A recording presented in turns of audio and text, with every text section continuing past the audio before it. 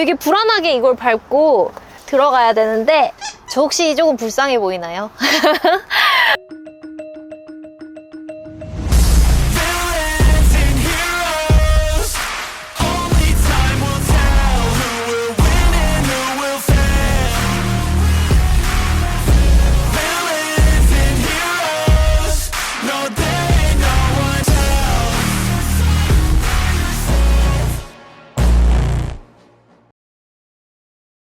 안녕하세요, 김세연입니다. 오늘 또 오랜만에 BMW를 리뷰하게 됐는데요. 오늘 소개해드릴 차량은 BMW 플래그십 대형 SUV 차량이죠. 바로 X7입니다. 이 차량 같은 경우는 페이스리프트가 돼서 국내에 출시된 지도 한 6개월 정도가 지난 상황인데요. 항상 판매량을 보면 꾸준히 많은 소비자들의 선택을 받았던 차량인 만큼 꼭 리뷰를 해드리고 싶다는 생각을 했었습니다. 네, X7은 가격대 때문에 GLS나 디펜더와 비교되는 차종으로 많이들 언급을 하더라고요. 저는 개인적으로 그 디펜더 했던 거 승차감이 좋기는 했지만 내장재나 마감 측면에서의 고급감이 떨어진다는 생각이 좀 들었거든요. 네, X7은 어떤 느낌일지 그리고 어떤 퍼포먼스를 갖고 있을지 굉장히 궁금하네요. 네, 그러고 보니까 저희 아차가와 채널에서 제가 은근히 이런 대형 SUV를 많이 리뷰했더라고요. 뭐 마이바흐 GLS, 레인지로버, 그리고 디펜더 이렇게 많은 차량들을 타봤기 때문에 좀 더 잘 비교해 드릴 수 있지 않을까 하는 기대감도 드는데 이 페이스리프트 이후의 X7 같은 경우는 반응도 굉장히 좋다고 해요. 과연 어떤 장점들이 있는지 지금부터 자세히 살펴드리도록 하겠습니다. 먼저 외관부터 짚어볼까요? 저는 일단 이번 디자인을 보고 한눈에 와 진짜 예쁘다 라는 생각이 들었는데요. 그 이유를 한번 곰곰이 생각을 해보면 항상 BMW 하면 그 시그니처 키드니 그릴이 떠오르고 항상 유사한 패밀리 룩으로 차량이 디자인 됐었기 때문에 물론 그 디자인에 대한 선호도와 완성도는 굉장히 높지만 한편으로는 좀 뻔하지 않나, 좀 진부하지 않나 라는 생각도 저는 조금은 하고 있었거든요. 그런데 이번 페이스리프트를 거친 X7 같은 경우는 최근에 출시되는 BMW가 그렇듯이 뭔가 기존의 정체성은 유지를 하면서도 세련된 새로운 포인트들을 추가한 게 아닌가라는 생각을 했습니다. 일단 전면부에 보시면 이 그릴이 제일 먼저 눈에 띄는데요. 이 차량의 특징은 바로 아이코닉 글로우라는 점입니다. 아이코닉 글로우가 이 그릴을 따라서 램프에 불이 들어오는 형태인데요. 밤에 주행을 했을 때 아이덴티티도 확실히 알려주는 것도 있고 미관상으로도 굉장히 예쁘겠죠. 그리고 겉에 보시면 이 그릴 테두리를 따라서 크롬으로 테두리가 둘러져 있어요. 근데 저는 이 크롬으로 장식을 해놓은 부분도 이 그릴이 훨씬 더 세련되고 예뻐 보이는데 굉장한 몫을 했다고 생각을 했습니다. 자, 그리고 두 번째 특징은 바로 이 분리형 헤드라이트입니다. 그냥 얼핏 봤을 때는 저는 기존에 가지고 있던 헤드라이트가 이렇게 날렵하게 가늘어지고 아래쪽은 뭐 안개등인가 주간주행등인가 이런 생각을 했었는데 위에 있는 등이 주간주행등이고요. 아래에 있는 이 램프가 헤드램프입니다. 두 줄로서 이루어져 있는 이 헤드라이트가 최근에 뭐 G90 같은 제네시스에서 많이 사용하고 있는 그 디자인 있죠. 그 트렌드와 마찬가지로 두 줄짜리 램프로 보이게끔 하는 효과도 저는 느껴졌다고 생각을 했어요. 자, 그리고 이번 페이스리프트를 거친 X7 같은 경우는 범퍼에도 꽤나 많은 변화가 있는데요.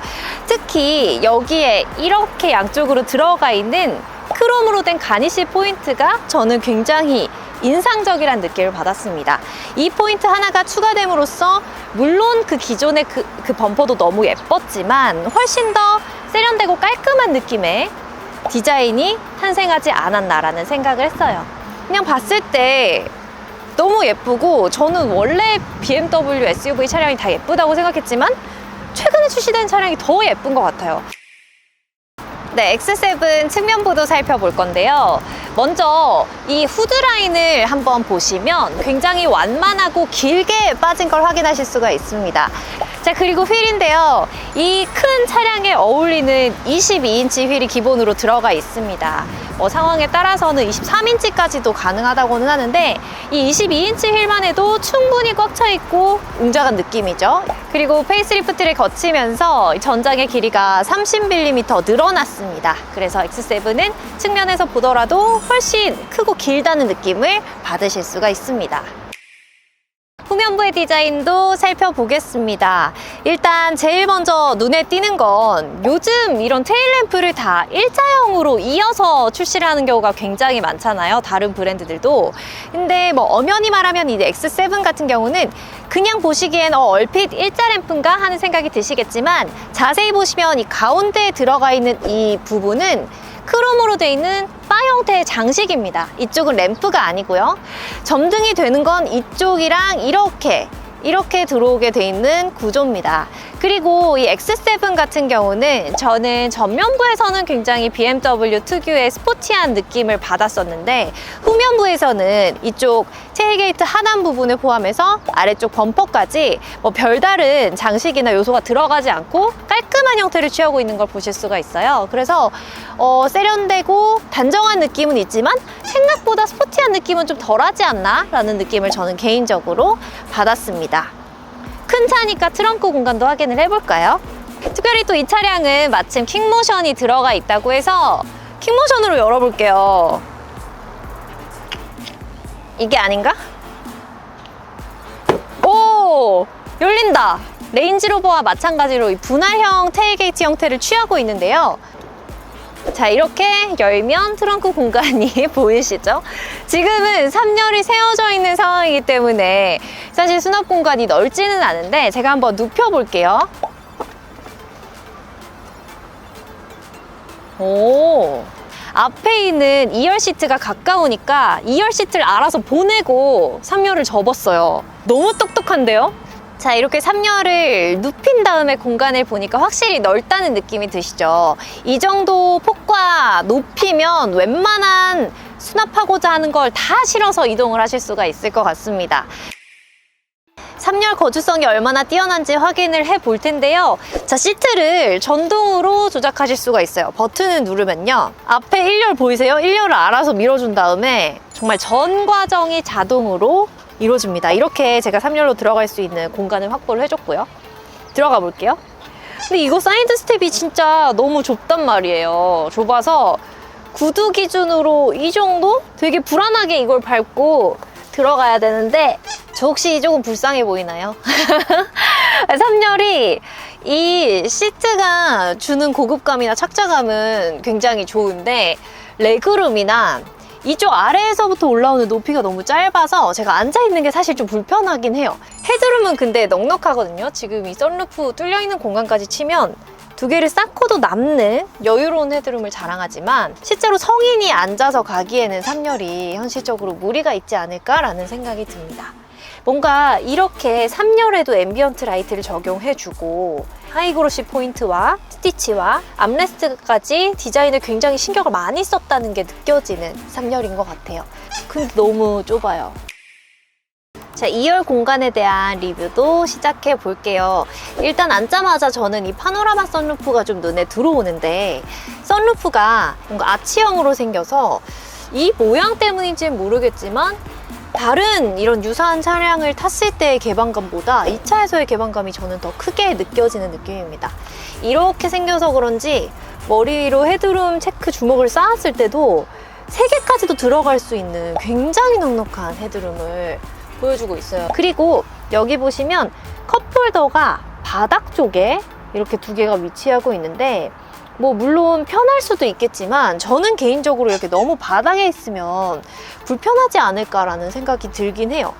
자, 그리고 독립형으로 시트가 존재하고 있어서 각자 이쪽 2열에 앉았을 때도 엄청 편안하게 타고 가실 수가 있습니다. 시트가 주는 착자감이나 스티치가 주는 고급스러움도 굉장히 만족스럽고요. 탄탄한데 푹신한 그런 느낌을 자랑하는 시트라고 할 수가 있겠습니다. 여기 윈도우 컨트롤 옆에 어떤 버튼들이 있는지를 살펴보면요.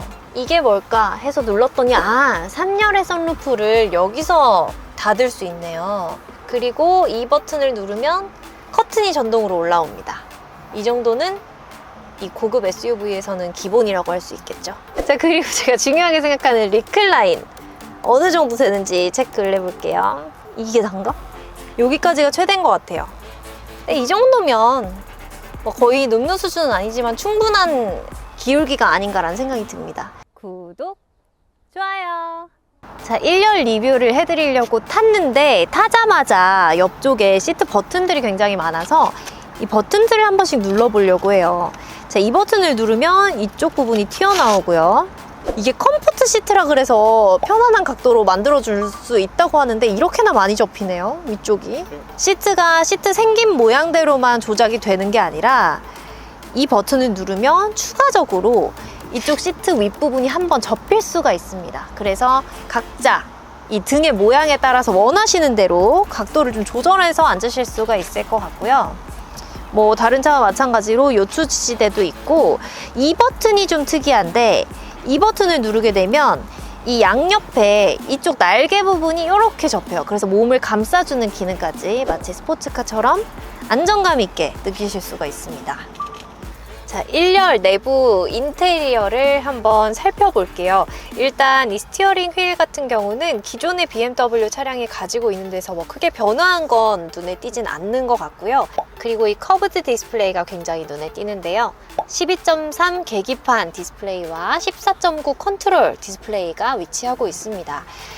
터치했을 때 감이 어떨까 궁금해서 이렇게 조작 버튼을 몇 가지 눌러보면 인식률이 굉장히 좋고요. 굉장히 빨리빨리 반응을 해요. 한 가지 아쉬운 점은 이렇게 조작이 편리한 디스플레이를 갖추고는 있지만 공조 버튼이 이 안에 터치식으로 들어가 있습니다. 밖에 타서 빨리 열선 시트를 올리거나 뭐 에어컨을 킨다거나 하기는 좀 어려울 것 같고, 안쪽으로 들어가셔서 이렇게 세팅을 해주셔야 됩니다. 자, 그리고 저는 송풍구도 좀 특이하다는 느낌을 받았는데요.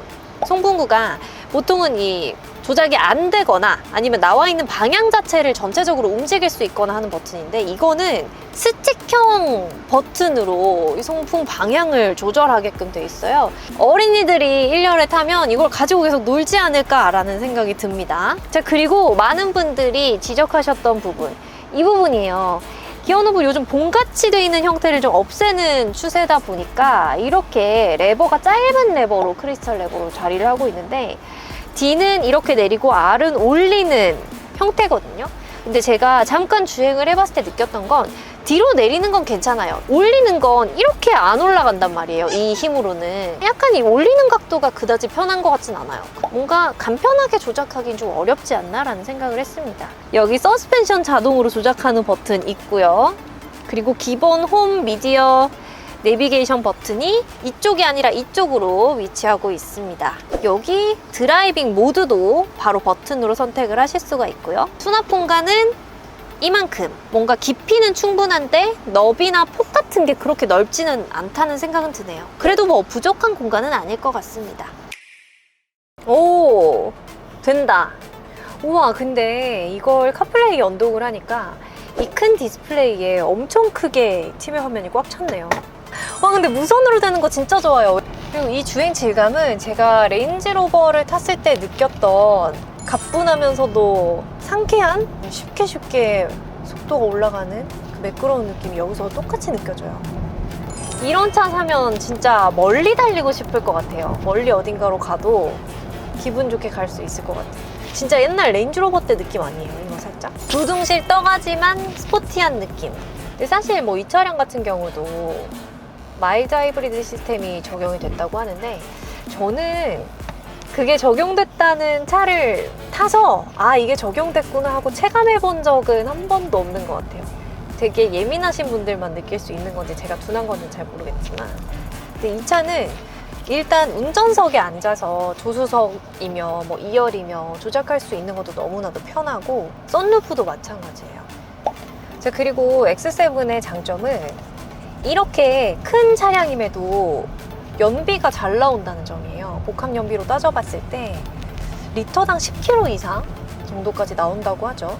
그렇게 따지면 진짜 훌륭한 게 아닌가, 실용적인 면에서도. 사실 제가 아까 잠깐 이동을 하는 과정에서 2열에 타기도 했었거든요. 근데 2열에 탔을 때는 이렇게 운전자가 신나게 달리면 살짝 이렇게 꿀렁꿀렁 거리는 느낌이 있었어서, 아무래도 제가 지난 시간에 뭐 마이바흐 GLS랑 레인지로버 SV를 타서 그런 걸 수도 있는데, 쇼퍼 드리븐의 성격을 띠기에는 조금 그 정도 급에는 좀 차이가 있지 않나라는 생각이 듭니다.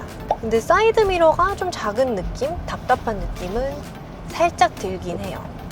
그리고 이번 페이스리프트를 거친 모델 같은 경우는 이 헤드업 디스플레이에도 수정이 들어갔어요. 그래서 화면이 훨씬 더 커졌고 그로 인해서 시인성도 더 좋아졌는데 아래쪽에 이용해야 할 차선 그리고 뭐 카메라 정보 이런 것들이 다 이렇게 눈에 쉽게 들어오는 디자인으로 떠서 되게 보기 편했어요.